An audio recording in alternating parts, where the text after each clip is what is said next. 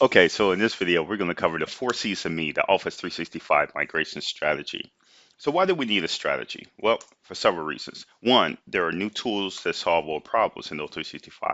There are new capabilities and features that are released every 2 weeks. So the worst thing you can do is to try to leverage your old toolbox, right, from '07, 2010, 2013, to try to solve these capabilities and these new problems or the same problems, right, in O365 once you migrate out there.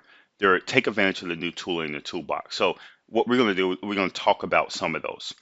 There are new approaches to dealing with rapid change. Microsoft is releasing changes. Some of those changes are in SharePoint. There are other tools and I'm sorry, features or apps that are coming out that are outside of SharePoint. You're starting to see this integration with Yammer, Skype, and Exchange, with O365 groups and all Planner and all these other tools. So how do you position your organization to take advantage of these? And as these features are released, what do they mean to your organization and your business problems? Because actually, these are the same problems. And you need to come up with a strategy, and this will help spark that. I mean, we're not going to help you create a strategy. We're going to help. What I'm going to do is a high level overview when migrating to O365, a strategy that you should have in place to help identify uh, 4 or 5 different pillars and to make sure that you get your organization in alignment with those pillars. Because understand that once you migrate to O365, it's not just your SharePoint team, okay? You're going to have to deal with the legal team because there's the compliance and the governance, the records management team. If you have someone that's dealing with that, InfoSec, because of data loss prevention, HR because of their forms and the things that they want to pull out. All your power users are used to using SharePoint. You're going to have to introduce those to other teams. So this strategy would kind of bring everybody into a cohesive one unit, right, as you kind of marching forward, because what you're going to do is really say, hey, these are the silos. Here's our high level strategy. This is our roadmap. Initially, we're not going to hit everything, but this is how we're going to progress. And then I think I think it just calms down the anxiety, especially when everyone's trying to land grab and keep control over their things. In O365, you will see this merger or this blur line to where things are not as separate as they once were when everything was on-prem. And the last one, the reason for this deck and this slide is to help you identify gaps. So I'm identify what I consider the 4 or 5 main pillars in O365. And if you're missing one of those, that's actually a gap in your strategy. If you're missing, because and this may say, well, we don't need that feature, we don't need that capability. Well, it is, especially when we start looking at governance and compliance, that is just a gaping hole and you open yourself up for data loss prevention. Things are secure, don't get me wrong. Things are secure and encrypted and all this other good stuff in O365. But if you're allowing your end users to share classified documents, then that's a gap in your strategy. Okay, so here are the 5 main pillars, even though you see 4 explicitly labeled and then you see an icon in the middle. One, we're going to talk about communication. How does your business or organization needs fall into this silo? The other silo is going to be the collaboration piece. And obviously there are some overlap. So these are not clear cut. Well, silo probably is the wrong term then, right? Because areas, right? Because you can see these overlaps to where you have communication, but then there's a blur between communication and collaboration. There's a blur between collaboration and compliance, and then also compliance touches in communication, so on and so forth. So all these things are intersecting, they're intertwined, and that's what O365 brings to the table. And that's why you do your organization a disservice, and you will quickly get out of the roadmap of Microsoft when you try to use the old approach to solve the same problems. There are definitely new approaches and new capabilities. Okay, let's go ahead and get started. Let's start with communication. In communication, obviously from a organization need, there's always needs for announcements for news and events, right? This just happened. Here's some new hires. Here's some new policy. You want, messaging from the C level or the executives. Lunch special. What's on the menu for today? Things along those lines. So, always news and events, and that news and events can actually be at many different levels. It could be in the organization level where you're making things available or communicating to the organization as a whole, as well as each department or project team those various teams, communities, or groups that may go out and doing a special initiative for the organization. They want to communicate out what they're about, who to contact, and all this other good stuff. So that's the communication piece. The alerts is almost like some organizations have like a little ticker at the bottom right below the global navigation when there's something major going on and where something that you need to catch the organization's attention. Hey, there's a major outage in CRM this weekend. It won't be available from this time to this time, Saturday, Sunday. You want to put that alert. You maybe don't want that in the carousel because it may get lost. You want that to live at the top, maybe have a different color treatment, so on and so forth. But there's an area, right, for alerts that falls under this communication area. Enterprise social. This is something where it actually is a huge engagement feature. If you're not using this now, I think you probably are missing certain pieces or an opportunity to get folks in your organization involved with actually participating, and this presentation was really cool, let me like it or comment on it, or I didn't understand this, just providing that type of feedback from an enterprise social perspective. And there's a couple tools, actually it's one main tool, but there's actually a watered down, there are two ways you can go in O365, and we'll touch on those later on how to enable enterprise social. And then there's the latest and greatest, right? Especially like documents, videos, a form for especially like benefits enrollment and things along those lines. So you always want to surface up or bubble up to the top the latest and greatest documents as they pertain to the organization as a whole, or for your department, or for your project, or whatever that domain kind of narrow down to and focus on. Okay, so that's the communication piece. And as you can see, there's a lot of overlap, right? Because I talked about documents and as a project, documents and news and events as a committee, as a group. So that's where you remember in that diagram where I had the communication circle and then the collaboration circle and the intersection of the two. And you're going to have that, right? So that's one of the things just to be aware, but they are separate. Collaboration is more so teams getting together, everyone putting their hand in the pot, and they're working towards something, to a common goal. And they need to interact and touch base with each other or many different aspects, either documents or tasks or workflow or things along those lines. And you will see that, obviously projects is probably 80% of that. It's 80% of the collaboration activity within the organization because we're all geared towards a project to deliver X to better move the organization or a company in a certain direction. And then you have these committees and groups that kind of, as I mentioned before, jump off into their own little initiative. Say, for example, the birthday club. I'm just, really simplifying that to where they want to do something to recognize the birthdays for everyone in a particular month. What does that look like? What's the organization? Or the old school web steering committee for intranets, those types of groups getting together. Or you have a new site or location being spun up within the organization. There's a SWAT team that's put together because it needs to pull from many different departments for people to get things done. So, and that's slash project versus committee, depending on how your flow kind of works. Obviously, we have departments. That's kind of the natural order of things. Departments, obviously, are going to collaborate, do their thing within the department setting. And then there's a communication aspect that sits on top of it to where when you visit that department site, that's the communication that says, you're not part of this department, but this is who we are. This is what we do. These are the services we provide. And here are the key contact folks to contact in the event you need help with a service or FAQ or whatever the case may be. And then obviously the main major collaboration piece work is within the tail of documents, birthing contracts, getting that draft together, forwarding it to this department for their approval, for their review, legal, finance, depending on what the piece may be. So there's a lot of collaboration activities happening in the organization. And then you have the customization.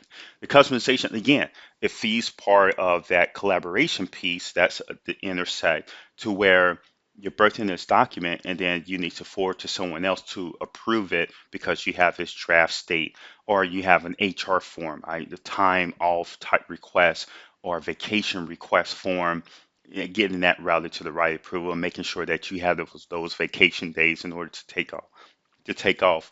And then as far as like the help desk and purchase requests. I mean, the list goes on and on. I mean, forms and workflow, really how to automate a process, how to, take a paper process, convert it to an e-paper or paperless process, automate that process and move forward within our organization.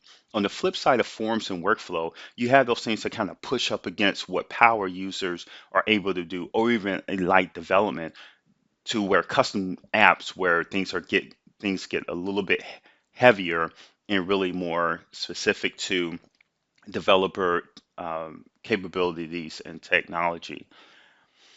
And this comes in the form of, if you were custom developing web parts in the past, or if you went full gun ho with the add-in model and you got these full immersion apps, or what they would call, you know, page apps, how, migrating those in, understanding that there's a department, there's an area, there's a group that really focuses on this stuff.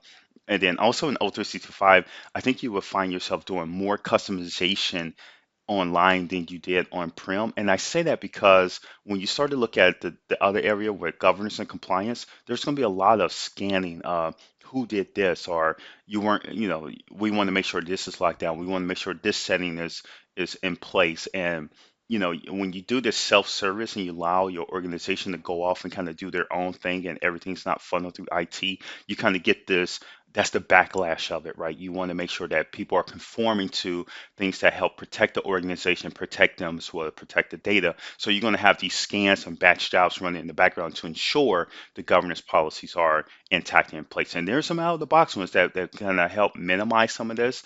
But then again, there are definitely some areas to where this is definitely still a need. The same is true with remote event receivers. You want to give site owner access, but you don't want to customize the permission levels and all this other good stuff to customize what site owners are able to do out of the box. You can circumvent that using remote event receivers or the new webhooks capabilities to help lock those down, or to report on things, or to alert people, or to reset certain settings and features and capabilities, because sometimes the out of the box capabilities or permission levels or access levels are overreaching to what your governance policy entails.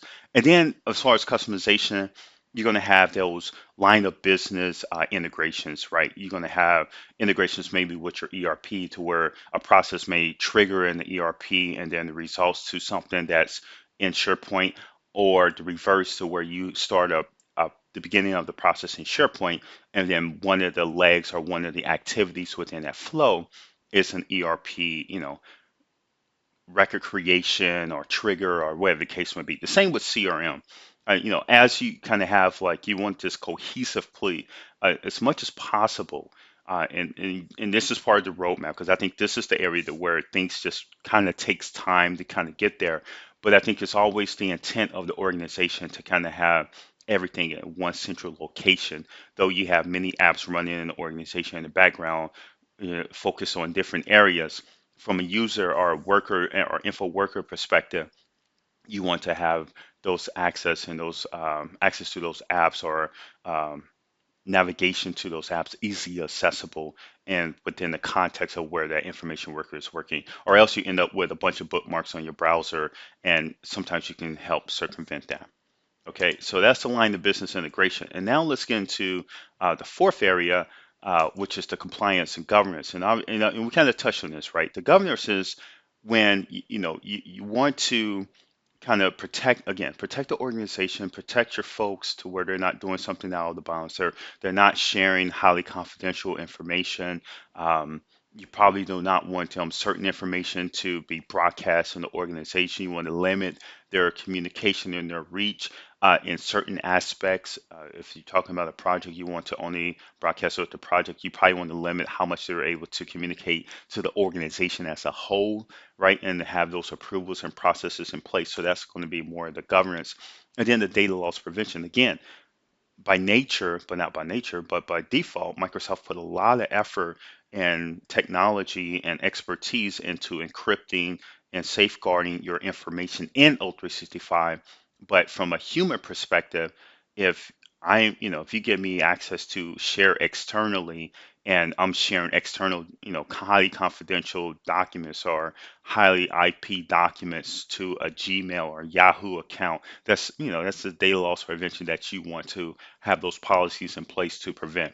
So, you're only as secure as your weakest link, and most of the time, the human error or the human piece is the gateway in, right, to from a data loss prevention. And then obviously you want to have make sure that the right folks have access to the right things based on their work area or based on many different factors within the organization.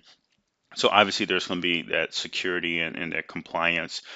There's certain, maybe a modern team site dedicated to executives will not have external sharing on. Or on the flip side, those are the ones that, it's the onus on them. Say, hey, you're high enough in an organization.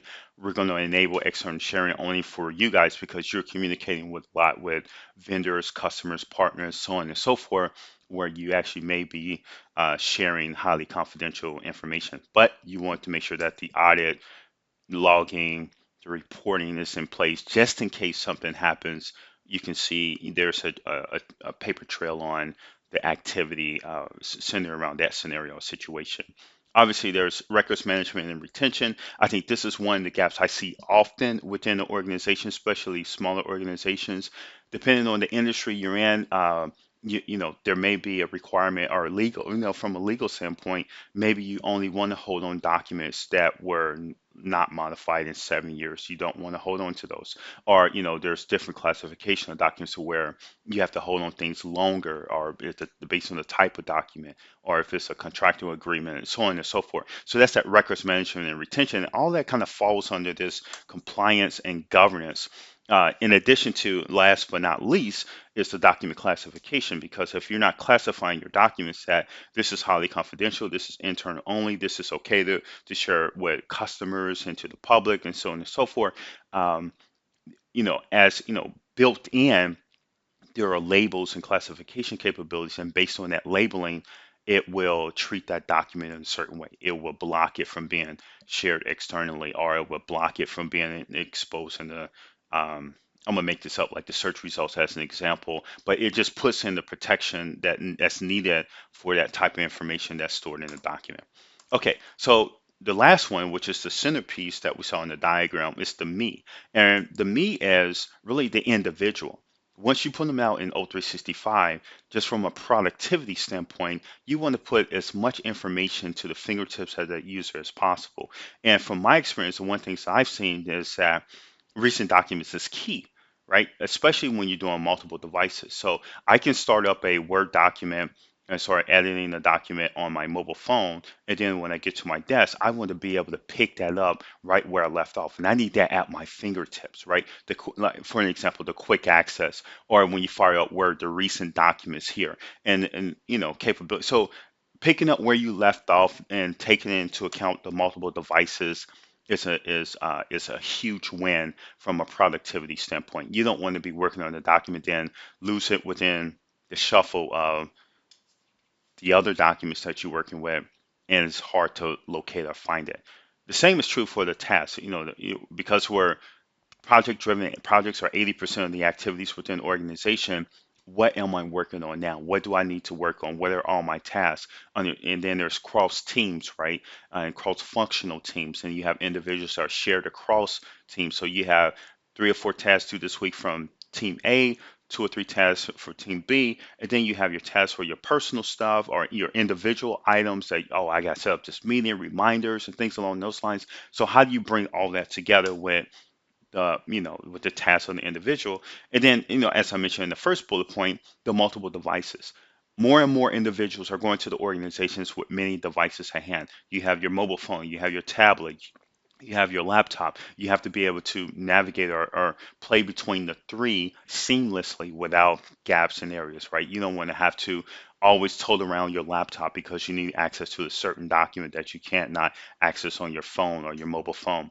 While you're commuting, there are things like if you have a 30-minute, 40-minute train ride, it's easy to review documents and to read documents on your cell phone or your tablet versus pulling out the laptop and that whole deal there. So being able to and then as you're reading that, taking notes and editing and stuff like that. And then when you get to the office the next day, if that's your commute in or your commute home, you can pick that document up right where you left off. So the multiple devices and to be able to support multiple devices per individual is going to be a critical piece. And it's more easier now than ever before to do that in O365. And you don't have to jump through a ton of hoops. And obviously, security and compliance is going to be a big key to that. And we're going to look at, what Microsoft has in place out of the box to help circumvent that. Offline access, again, with the train approach with the commute, or if you're flying from, there's documents that you want to leverage that time, right? That while you're, as you're traveling to review documents. So you may not always have access, Wi-Fi access or internet access. So being able to get that information offline and deal with that would be great. My task is so important. I listed twice. That's how important it is. Bookmarks. This is one of those things that for any individual, if you look up their laptop, if you open up the laptop, they have bookmarks for everything. I know me personally, I have a ton of bookmarks. I have so many bookmarks that I have folders and subfolders and all this other stuff just to kind of keep things organized. And then the funny thing about it is, 80 per, no, I do use them. I when it comes to me, it's interesting though. When I bookmark something that's on the internet, they say, "Oh yeah, I need to come back to this." I always search for it again when I need it again, versus looking through my bookmarks. And my bookmarks, to be honest, after you use that for so long, it becomes unmanageable. It then just comes another pile of mess, right, that you have to navigate through, and then you try to organize it when you was in one mind space and say, oh yeah, this makes sense, I'm organized like this, and then 6 months later you go up and look at it, it's like, where did I put that? And this structure doesn't make sense. So everything is always within context. So but in SharePoint, if you can have an O365, you have a way to bookmark things. And one, bookmarks in the browser, other than some other fancy integrations like Chrome and all this other stuff that's tied to your Gmail account, which kind of goes against what you're trying to promote in the organization. Bookmarks in your browser on the laptop is not necessarily going to be the same bookmarks available to you on your tablet, on your mobile phone. So again, when you look at the multiple device support and then you look at the tasks and the bookmarks and all those other good things, that's when you start to identify gaps and the sticking points as you kind of to try to jump between devices and devices. So it's not full solution, but they do have some capabilities out there as far as bookmarking. Um, then we have, what are my projects, right? What are my projects or the teams that I'm on, the groups and the community site. So you want to surface all that up together, especially especially after a while of dealing with SharePoint from a employee standpoint. I think, for me, because I kind of floated as a consultant, I'm kind of in and out, and usually when I'm coming on the project, I'm kind of siloed into this is the project that I've been hired for, and I kind of drill down that path and started mowing down those tasks. But on the flip side, there's also for the full-time employees who are stretched across multiple projects. And at any given day, you could be working on one initiative versus another initiative, and there's all of these initiatives. You want to have an easy way to identify those projects out of the fold, right? You don't want, because you participate in 200 projects, the top 3 or 4 that you're working on, you want to surface those up to the top. And the same is true for the groups and the communities that you may be a part of. Um, so on and then the news, right? So we talked about the communication piece to where you get news at many different levels, the organization level, the group level, the community, the project level, and there's a way in SharePoint to where if you like that site, the news produced by that site becomes part of your feed. So that's just one easy way. I think there's a better solution to that. But out of the box, there's just a quick and dirty way that says, okay, I'm interested in this news, this news, this news. So anything HR published, I need to keep a pulse on that. Anything that the SharePoint group published, I need to keep a pulse on that. So that becomes part of your news feed, but it's personalized to you. So it's your news and you're not drowned with all the other news in the organization, especially if you're a large organization. I think this becomes a huge problem because you start to see a lot of what you would consider for your workspace and the area that you work in as noise versus something that's valuable or helpful for for your day. Okay, so we talked about some of the needs, right? Some of the requirements, some of the things that you are already used to because that's things that you have in your organization, and you try to solve those with some of the older tech, with the older versions that are on-prem. Let's talk about what are the new capabilities and functionality out of the box in O365. So when we look at communication, you have the communication sites. And this is, don't get too caught up on the communication site only because what they're displaying there is just a collection of web parts. These web parts are already available, but they're this design is the modern UI, so it's a nice, slick looking design. You have a lot of customizing capabilities, not in the sense of CSS and JS and things along those lines, but is layered in a way that if you put in different images and stuff like that, you can really create something that is very pleasing and attractive and eye-catching to the eye. And you can do call to actions and all this other good stuff. So the communication sites are going to be great. The modern team sites are just another flavor of that. I love the modern team sites, and a lot of people don't really understand. And I think this is going to be key for you and your strategy because coming from '07, 2013, 2010, and so on and so forth, you're going to migrate those depending on the tool that you use in the transformation. There's a natural way to migrate those to legacy team sites. And once you migrate those to legacy team sites, there, then you can use the modern site page to get this nice look and feel. So I'm gonna actually shoot a video to show you that you can migrate from in 2010, 2013 on-prem into O365 as a legacy site, and then with a few adjustments and clicks, make that site look like a communication site. Cool, right? So, and I think that's the play.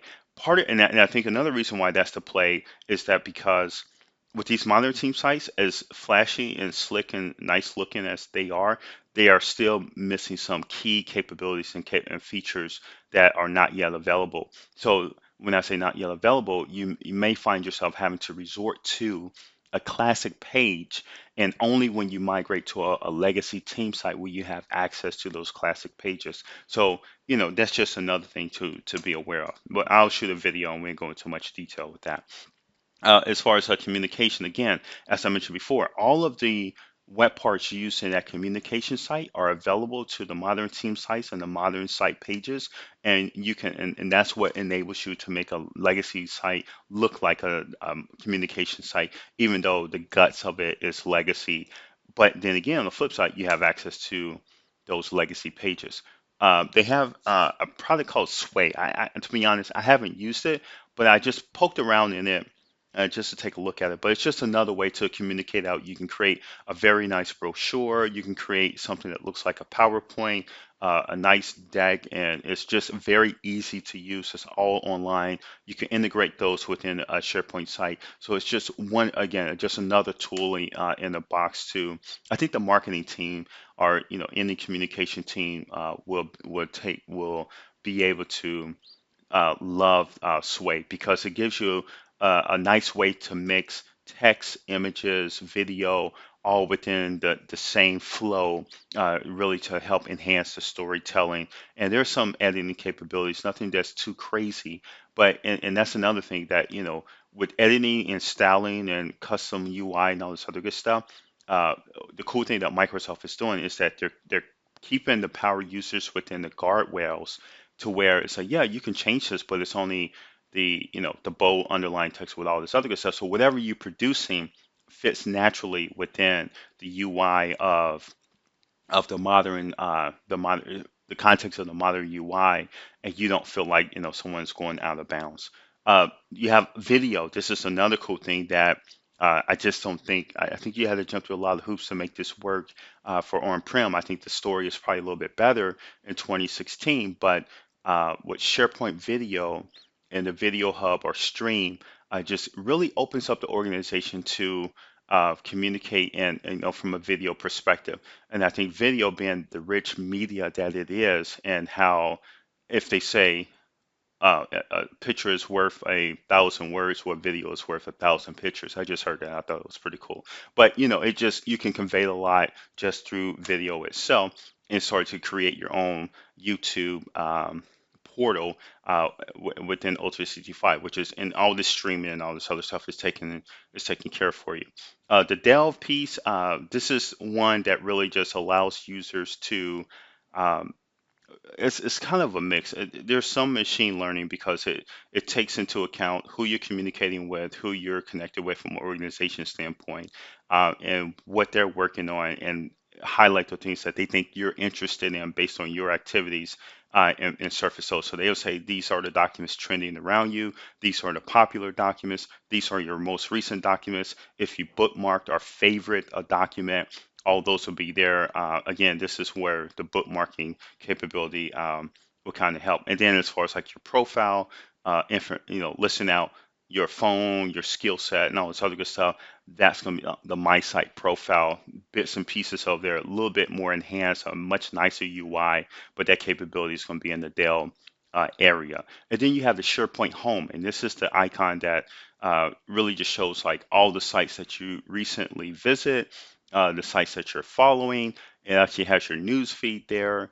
And then again, suggested sites with the machine learning, take into account that you're part of this group or this organization, or you've been communicating with the owner of the site, and this is maybe something that you may be interested in. So really just kind of like that push of information to you.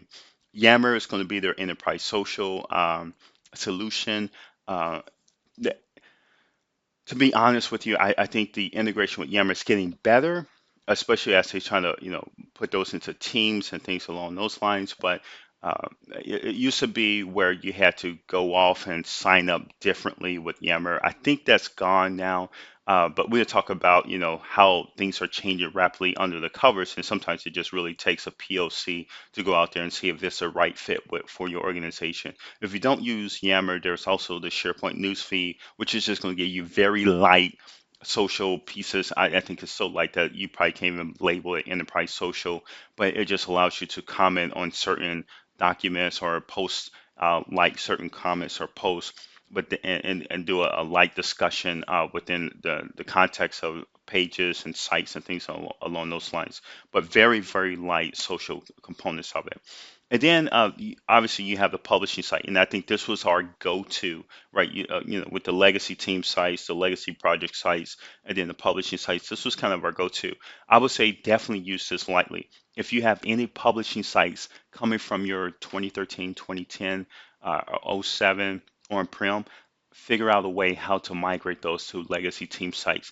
I think that's the caution tale there, because if you continue down the publishing site path, you're going to box yourself in a corner, right? Because you have to you customize the master page, you got custom page layouts and all this other good stuff. And then most of the new capabilities, unlike the modern team sites and uh, the modern site pages that you can turn on enable for the legacy team sites, you don't have that capability for publishing sites. So publishing sites, I think I listed it here just as a word of caution. If you got a ton of these on-prem, which I know a lot of us probably did, because when we went to customize, when we needed to customize the layout, this was a sure bet and consistent way that we can do that, and we can, push it out in a consistent manner, unlike wiki pages and their layout or web part pages, so on and so forth. But and I think they don't have yet, I haven't seen yet, and I haven't seen on the roadmap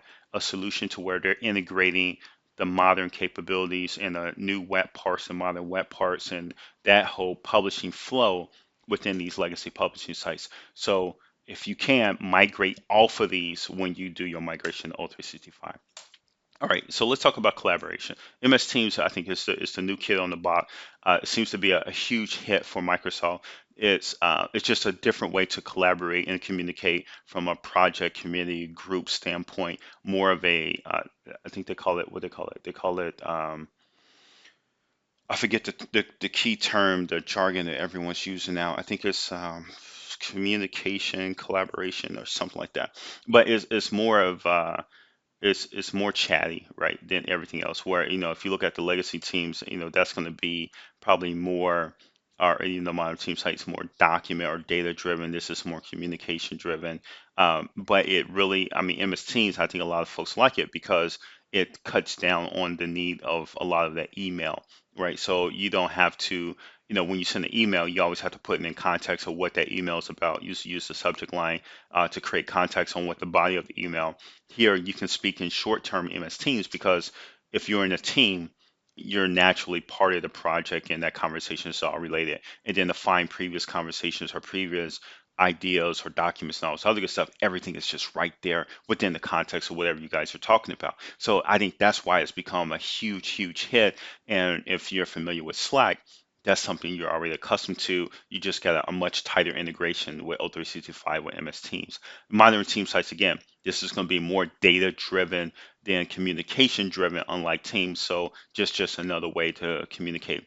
Migrating from '07, 2010, 2013, your organization's already going to be used to like the modern team type approach with interacting and collaborating on an initiative versus MS Teams. The team sites, oh, these are legacy team sites. Again, because I was wondering, I was like, why do I have both modern team sites and teams? So the team sites is the legacy team sites. That's the one that's, as I said, when you're migrating, 95% of the time, this is where you're going to go to. If you got publishing, you want to migrate to these classic team sites because you have the ability to make it look like a modern site, make it look like a collaboration site, a communication site, as well as in your back pocket, the capability to, for one of those pages or four of those pages within the site, you can revert back to a classic page. So then you can have your user bounce between modern and classic only because a key feature that you need is not yet available in modern. All right, so then you have Planner. This is one of those. I think they're trying to use this to replace the project site, but basically this is how you go from soup to nuts when implementing an initiative. What are the milestones? What are the key pieces? There's connectors, right? If you need to get this connected or integrated with TFS or whatever system you're using, from an agile perspective for your user stories and features and milestones and all those other capabilities. I think Planner is going to be your new gateway. There's some dashboarding that's going to be available. There's some highlighting these are all your tasks across these many different projects. But I think this is again a new kid out of the block. Not getting, I don't see the evidence of Planner getting as much of the uh, investment as MS Teams, because I mean MS Teams just kind of flew, right? Because it was just one of those things like, oh, now you can do Teams, and everyone's scratching their head like, oh, how does this, differentiate between O365 groups, the classic team sites, the Yammer groups, all these other similarities. But then once we started to understand that, oh, the approach is a little bit different, and this is a direct competition against Slack, it started to make sense. But it just seemed very frequent. There are new capabilities, new features available in Teams. I'm not seeing that same activity or increase in activity for Planner. So it's not to say one is better. I think they both have their places, but it's almost getting to the point where if you just take 6 or 7 key features out of Planner and dump them in Teams, it's hard. It's a hard question why you even need Planner, right? It's almost it's a tougher question. Why would you need even project sites and things along those lines? But projects is another one. Again, this is just the legacy stuff. I need to confirm for project sites if you have the capability for the modern team sites. But as you know, especially if you've been working with SharePoint for a while now, any of these site templates are really just going to be a collection of web parts or in a default enablement of certain features. So there's nothing to stop you from getting a team site to look like a project site if you enable the right features and then you drop in the right web parts. It's really just, how much of this you want to get out of the box versus having your end users go in and configure all these sites the same way and then label it as a project site. OWA, this is really Office Online, to where there's a nice capability. And this is the one thing I love about O365. I think this is from a SharePoint administrator standpoint. You don't have to worry about things being configured correctly or things being enabled, or you're trying to save on server resources, so you didn't enable this and you turned off this login and all this others good jazz or stuff. Everything's just enabled and it works by default.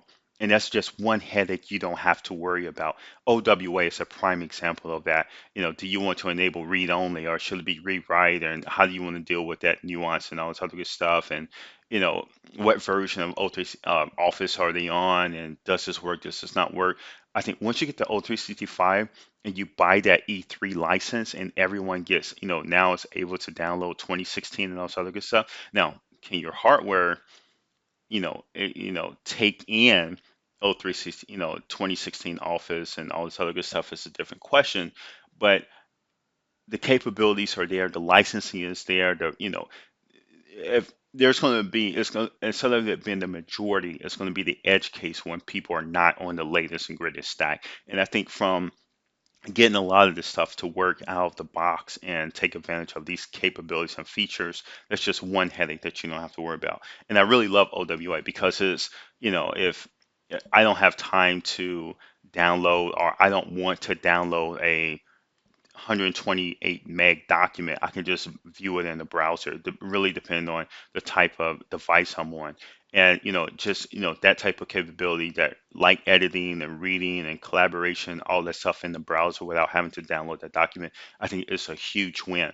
You don't have to worry about, oh, did I save those changes? How everything's just saved for you automatically and all. So it's just a huge, huge win. I think it's just one of those. I think it's a small thing, but it makes a huge difference, especially when interacting with Office documents. Okay, so the modern document library and list. This is, you're going to get a little sticker shock. Not really sticker shock as far as price, but shock as far as UI capabilities. You may have to do some training around the modern document libraries and lists because it's drastically different to what you're used to. The good news is the concepts are the same. You upload a new document, you edit a new document, you want to add site columns, all this other good stuff. But they have new capabilities as in here's the filter pane, and now you can hit the plus sign to add a column, and all this other good stuff. You add your views, and the search boxes move instead of being in the middle and the right. You can search within the context. It's on the top left now, and also so from an end user or information worker perspective, you may find yourself doing some training just to get people up to speed. Most of the time, the training is not, this is how you use it. It's more so, hey, now you have these new capabilities. This is how you leverage that, right? It's not going to be one of those, oh, you were able to use this to upload the document, and now it's this much harder because you have to do this. You're going to find things are more streamlined. Drag and drop dropping documents is more streamlined. There is definitely some latency. I must be straightforward with that. I mean, it's not all peaches and cream. Sometimes because everything behind the scenes is service oriented, right? So there is going to be some latency, things that you were able to just upload quickly on prem may take some time, but at least there are spinners and indicators that things are in progress and things are working. So I don't think it's a huge deal. All right, let's talk quickly. Let's talk about customization. So I have a horizontal bar here on the top here. I'm gonna highlight the ones that I think are power user oriented, little or very, very light development, and thing at the bottom of the horizontal bar. It's going to be things that are really geared toward developers. Workflow is going to be key, right? Should you use SharePoint 2013 workflows? I would say at the time in this video, July 2017, absolutely. I think what you would do is that Flow is the new contender to the game. I think Flow is going to be the go-to. As of right now, Flow has a lot of catching up to do, but definitely explore Flow first. And what you find is not there, I think it may just be easier to jump into a Workflow 2013. I will highly, highly recommend against creating Workflow 2010 and try to limit as much as possible your end user access to SharePoint Designer, because I think over time you just want to be cautious with this, right? You don't want to just stockpile a lot of this stuff here. I think this should be your last resort. Like as I mentioned, Flow definitely should be the go-to. It's a new contender. I think Microsoft had to do a lot of catching up and heavy investments to make it as compatible to SharePoint 2013 workflows to where you don't want to use those anymore. Power Apps, this is interesting to me. Power Apps I thought was going to be the replacement for InfoPath, and it's not. Power Apps is more so, hey, we're starting to see a lot of mobile apps and tablets enter into the workplace. Let's make sure we can give the power users the ability to create those mobile-friendly type forms. Um, Pretty simplistic to use. Sometimes you need a thick client to work with to develop it. Some of the things you can develop right there in the browser. But I think it's to me, I haven't been out there as of late, and I think that's what all of this is. And towards we get to the end, I think all of this is you're gonna hear the same thing to where you have to interact with this stuff and you have to go out there and play with this stuff consistently because things are constantly changing under the covers. And the way I looked at this 3 months ago, it may be a totally different landscape, but initially when I looked at it 90 days ago, um, capabilities were light and it was more geared towards mobile. So that left us a gap with what do you use to replace InfoPath, which was more so uh, browser in your face, uh, desktop, laptop type centric type, form with some very complex capabilities. I think there's still MS Forms is not that as well, but MS Forms may grow into that. But I think there's still a lot of opportunity for the Nintexes, the K2s, and all those other third-party form and workflow type solutions. MS Forms, this is going to be one that's really light. I don't know if you remember the survey web part, but this is what this is. MS Forms gives you a capability to create surveys and really simple feedback type forms. I'm not sure if it's tightly integrated with Excel to where you can do like charting and reporting of the results and stuff like that, but that's what it is. I mean, you can submit a form, a survey, you can create it very easy. I was actually, when this first came out, I popped it up, hey, let me check it out. On my mobile phone, created a form on a very simple, which development framework are you using, selected the choices, created another question, a multiple choice question, and then published it, went out there, filled out the form. As soon as you click submit, it shows you the results of the survey and all this other good stuff. So I think from a power user, public communication group or marketing group, I think this may be sufficient for those quick interaction feedbacks, quick survey, what do you think type deal, but nothing as heavy as in like a time request off type solution that we're kind of used to with InfoPath or Nintex or K2, I know those types of forms. All right, from a development standpoint, when we get below the horizontal rule, um, SharePoint Development Framework is the key, right?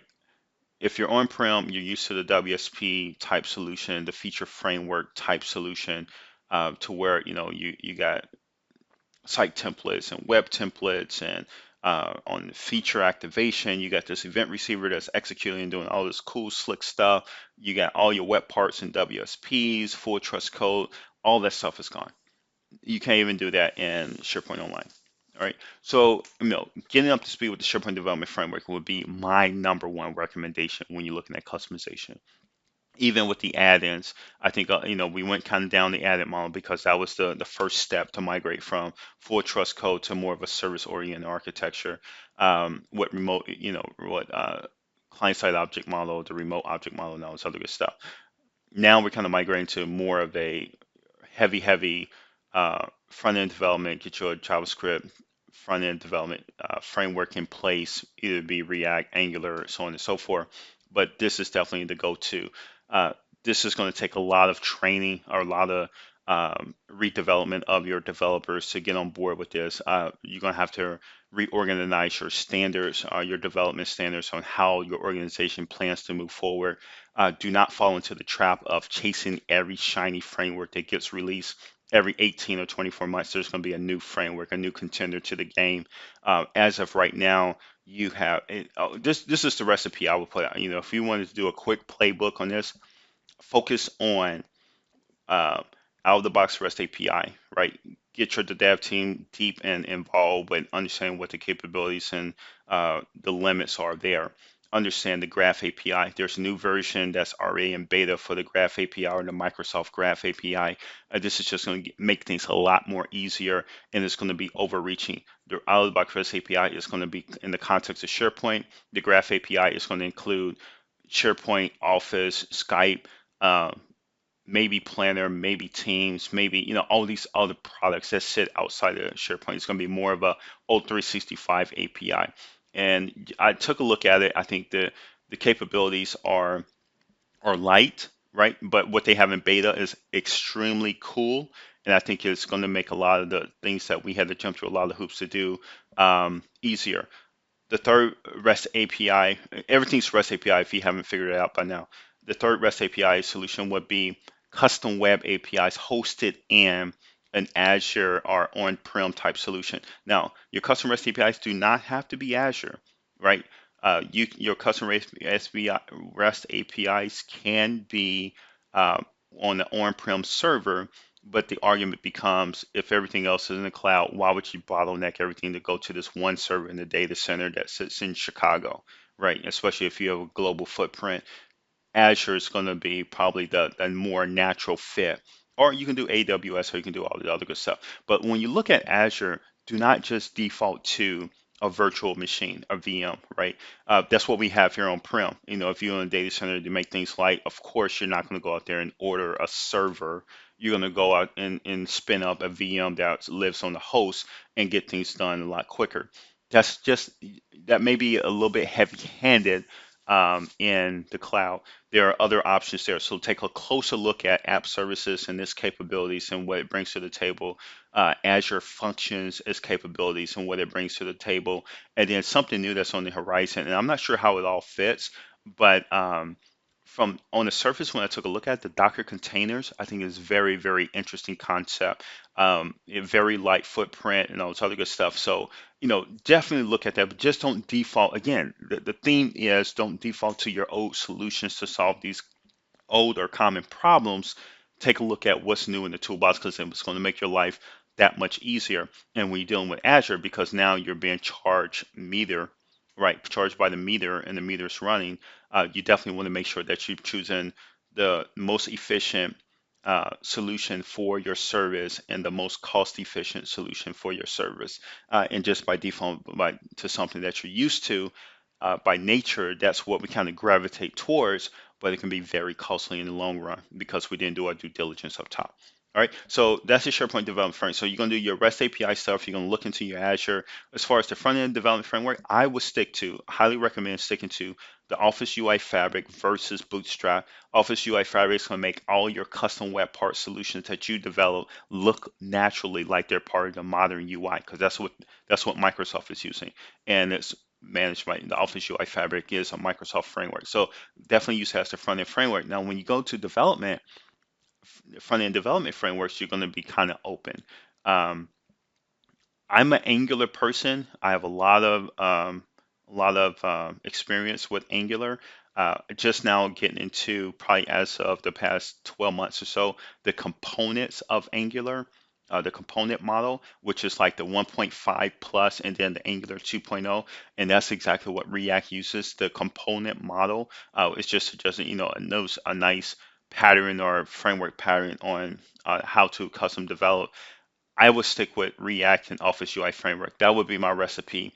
And then use out of the box SharePoint REST API as much as possible. Jump on, but be aware of and jump on the Graph API as soon as that's released in GA. And then take a look at custom web APIs when you need to elevate privileges or batch process things along those lines. Got it. Got it. Search solutions. Search solutions are still capable options here, especially when you start to look at in conjunction with custom web parts. If and search solutions are going to be key in O365 because now you have many, many, many site collections that may be spread all across the board. And search is going to be that one piece or that glue that kind of brings everything together. SharePoint add-ins, I would tread lightly on those. I wouldn't, if you're starting something new, I wouldn't jump in knee deep in add-ins. If you have a lot of add-ins in place, I will look at when and where possible, start to roll those back. The biggest problem with SharePoint add-ins is that they are not responsive, right? User friendly. That may be a big deal for you. It may not be a big deal. Um, the full immersion apps, there's no solution in the SharePoint development framework as of yet, but that's coming. Looking at Microsoft's roadmaps. So if you need to do something that takes up the entire page and is integrated within SharePoint, a SharePoint full immersion hosted app may be your route to go. All right, so let's talk about quickly governance. I didn't plan for this to be an hour long. Hopefully, it's helpful. It's just so much here, but I think this strategy will really kind of help folks as they're migrating out to the cloud. SharePoint settings, how to turn off our default, newly created site collections. If you want to default to the modern UI or the classic UI, I would heavily recommend the modern UI. Get people used to the modern UI stuff. As new web parts and all that stuff is released, your organization is already headed down that path, so you can take advantage of new features and capabilities as they're released. External sharing, again, this ties into the governance piece of it. How open do you want to open it? What's the default for site collections that get created? Should they have external sharing enabled by default, or should this be the exception? I would recommend that you do the latter. It's an exception to where there's a site collection that has this enabled. Video streaming, enabled as again, it uses Azure Media Services to stream the actual video. Your end user will not see that. There's nothing they have to do to set that up. That's on by default. But if for whatever reason you need to turn that off or you need more control of that, there are settings and capabilities in there. Yammer, do you want to default to Yammer as your enterprise social solution, or you want to default to the SharePoint news feeds and not enable Yammer? Again, this is one of those things where you have to do a deep dive. You have to do a POC on this one just to see what the experience is. Like I said before, and again, I haven't looked at that for probably 90 days now. It was one of those things where they had to go to like this weird Yammer site, set up a profile and an account. It didn't seem like it was integrated with their O365 tenant. Maybe this was 6 months ago when I looked at it. But again, it's one of those things where there's new features and capabilities that are constantly being added under the scenes. And what do you want to do with self-service? When you go to the SharePoint home, users can create uh, different site collections where they are site collection admins, right? And they have, just like any other site collection, they have the capability to create subsites and all this other good stuff. These new site collections are called community sites, or I'm sorry, communication sites or modern team sites. And this is the model of Microsoft. They're starting to dump more and more capability to that self-service type ability. But from your organization, what are you open to? I think the more and more we make users site collection admins of their own individual site collections, the harder things get with governance because you can't control the content type site columns for that site collection, right? Or unless you do a content type hub and all this other good stuff. So it's just one of those strategies you have to take a deeper and closer look at. The same with OneDrive. I think OneDrive is going to be the ultra OneDrive is going to be the ultra security mechanism, but because it's very similar. What Microsoft is trying to do is position the my OneDrive as the My Documents folder on your particular laptop, and how secure and locked in that was in. So with the OneDrive, just be aware. Even a SharePoint admin or even a tenant admin does not have access to someone else's OneDrive, and I think that was the point to ensure that if when executives start to store things or leverage OneDrive for their highly confidential documents or things that only the C-level or managers or like should be able to see, a SharePoint admin couldn't stumble across those and you know have early knowledge to things that they shouldn't have access to. Just because you're an admin and you're in a role or position to make sure things are working and humming correctly doesn't give you the right to be exposed to highly confidential information that certain level individuals and organizations should only be privy to. How do you want to handle the sync settings, the storage size? Right now, the default storage size is 1 TB. You can adjust that to go up to 5 TB if that's a need. Again, there's a OneDrive site collection for every user or every licensed account in O365. So you definitely want to tread lightly and really, and this does not count into, you want to verify this, but I heard that the 1 TB now, if you adjust that to 5 TB, it may, but the 1 TB per OneDrive does not count against your O365 storage quota or tenant, right? So you have a set of storage that's dedicated to OneDrive and all those users, and it sounds like, with your E3 license, every user gets a 1 TB um, part of that licensing. But then again, as a tenant as a whole, as you're spinning up site collections for your intranet, your team sites, your communication sites, and all this other good stuff, all that's just going to be grabbed out of your tenant storage that you have set up, or the quota that you have for the tenant that you signed up for. Security and compliance, again, this is one of those areas where, which each user bringing multiple devices to organizations, or are being granted multiple devices. How do you manage those? How do you require those devices to have passwords? How do you wipe that data off that device in the event it's lost? All that's kind of built in. Before, there were third-party solutions that you had to enable that and coupled in with SharePoint. Now, O365 is going to make these available out of the box. DLP policies and retention policies, and on-prem, those are at the site collection level. There was no center. Here we have a compliance and security center that sat outside of SharePoint. So all these were governed within the site collection as a whole.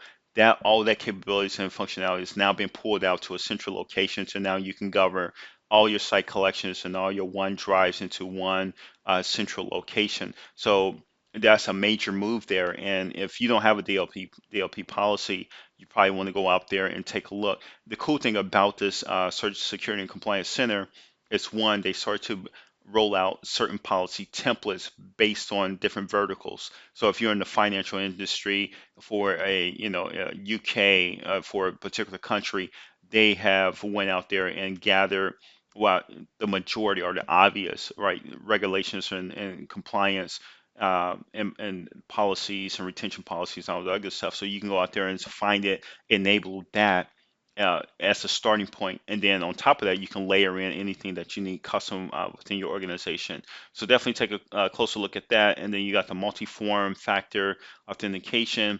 If InfoSec requires, or security compliance requires, a stronger authentication or two-form authentication for mobile devices, you have that capability to enable that. And then from a legal perspective, for legal holds and all this other good stuff, you have your audits, everything that you do.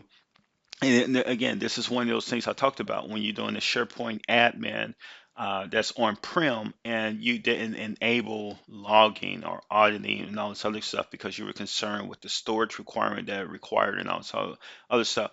All this is going to be enabled for you by default. So you go out there with the audits, everything that you open, you move, you delete, the timestamp, the document, and all this other stuff is going to be tracked. If you're sharing externally, that's going to be tracked. So, take a closer look at those audits. Make sure what you need to find in the future. You don't know what you don't know, but, do some obvious use cases on certain things that you may want to look for, and then make sure those are popping up in the audits. And there are different switches and things like that that you can enable, and make sure that those are enabled. So that way, at the time that you need that information in the report, if it wasn't enabled, it won't be there. And that's a tight scenario to be in. All right, so let's talk about what O365 have in place for me, or the individual users, or the world centered around the user. From a OneDrive, that's their go-to. Again, this ultra secure. Even SharePoint admins, site collection, tenant admins do not have access to that. Um, unless you enable certain documents that explicitly to give them access. What do you want to do as far as the ability to sync documents, right? The sync is the key piece. We talked about you starting the document in your laptop and then picking it up on the train, on your tablet or your phone. If you're not syncing that document from your laptop to the cloud, it will not be there. So sync is a key component to that. This is an area that's changing, as migrating. Microsoft is pulling it to where, yeah, you have a terabyte, but who's walking around with a terabyte of storage on their tablet, right? So in order to access this documents, you don't want to have to be able to pull down your entire OneDrive just to get to 6 or 7 files you want to read over the train ride. So what they're trying to do is, and I think this is enabled already, there's like a ghost browser. And the Ghost browser, obviously, you have to be connected to the Wi-Fi to see it, but you can browse your OneDrive. You can browse to that folder and find, the document that you want to view offline, hopefully, is in the recent tab, which I find very, very helpful because I don't want to have to navigate all the way, down that tree on my OneDrive. If this was a document I just touched 10 minutes ago, it should pop up in my recent. And I've seen a lot of evolution there, changes there, enhancements there, in the sense that initially recent was only Office documents. Now I'm seeing that they're doing the files, which I think was an extremely, extremely smart move. So if I was dealing with a Notepad document, because it wasn't an Office document, it would not pop up in recent. Only Word, Excel, PowerPoint will pop up. Now I'm starting to see those text documents, those PDFs, and all those other forms of files starting to pop up in the recent, which is very helpful. Even in the OneDrive, you have access to documents that are stored in other libraries or sites that you have access to. I don't know the algorithm or the logic behind it. I haven't really reverse engineered it, but there is a lot of capabilities to where maybe if you visit the site, now your documents are, that library is available and it's just a fingertip away, one click, two clicks away in order to browse those documents, which I think is very helpful. Delve is going to be all the documents that you favored, that you recently visited or created, as well as what the machine learning identifies as important documents for you. SharePoint Home is going to do something very similar, but in the context of sites. And I've seen that this is all types of sites. So communication sites, modern team sites, legacy sites, project sites, any SharePoint sites, all those sites are going to be there in the SharePoint home. And then you have MS Teams, which I think is another communication type collaboration. That's the word I was looking for. Communication type collaboration, interaction with groups and teams, a group of people moving towards a common initiatives. Um, I think Teams is just going to be key. I don't know. One thing I didn't mention on the other slide, and it's the task, right? I talked about, I think that's a huge thing, right? That's a huge requirement that, I'm part of many different project sites, project teams, many initiatives across the board. I need all my common tasks to be in one central location, as well as the tasks that I need for the my reminders or things I need to do individually. So being able to surface those as a whole, holistically, I think is going to be key. I, there is a task piece. I haven't played around with it, but there is a task app in O365, and I think it'll be interesting to see if that's what that capability is for. I mean, if it pulls out a task that you set up in your Outlook, right, in addition to the tasks that are assigned to you in the various project sites or planner sites, and surface all that into one central bird's eye view, I think that's extremely, extremely helpful. So that, I have to investigate that and get back. Next steps. So as you move forward, we kind of talked about a lot, and this video will probably be an hour and a half, which definitely was not the plan. But there is a lot there, as you can see, and we talked about, your capabilities, your core requirements within your organization, and things that you're kind of used to based on your on-prem and legacy stuff that you've been doing with '07, 2010, 2013, and now you want to move all this stuff to the cloud. The first thing I would say is to take those five silos: communication, collaboration, compliance and governance, customization, and then me. So the four C's and me, and map your activities to those high level, map those into those different I call them silos, but there's a lot of overlap. So areas, right? And then what you want to do is build a team around these expertise. So if you're looking at Microsoft practice or O365 practice, you want to make sure that you start creating these subgroups and areas to where that's what people focus on. And when they focus on this, and the reason for that, you want to have these teams and have them focus on these different areas, those different silos, is because things are changing. So as you create your strategy and your plan, you have to be in tune and keep a pulse on what Microsoft is doing. And that's for several reasons. One, you may get frustrated and say, this is not there yet, and you may have to do an interim solution, or you know your do's, your don'ts, and what you want to delay on, because if it's not there, you have two options.